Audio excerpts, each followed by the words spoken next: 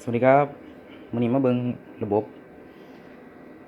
เครื่องเสียงครับของค่ายดีโมริโอนะครับหน่วยสองครับวันนี้ครับว่าใส่อย่างแน่นะครับก็จะเป็นมิกนะครับมิก XR นะครับ XR12แล้วก็จะเป็นทับ9.2ปู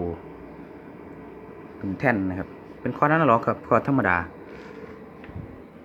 กล้องเราเตอร์กล้องครับตู้เบสนะครับใส่ 2K นะครับ 2K 8 ใบนะครับว่า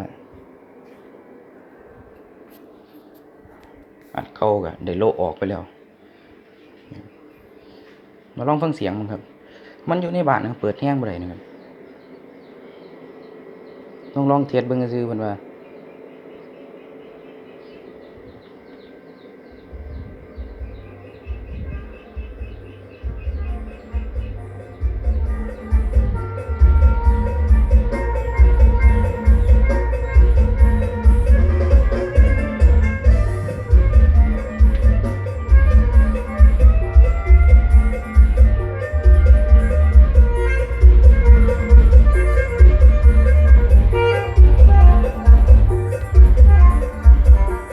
ใส่ดีครับทับตัวนี้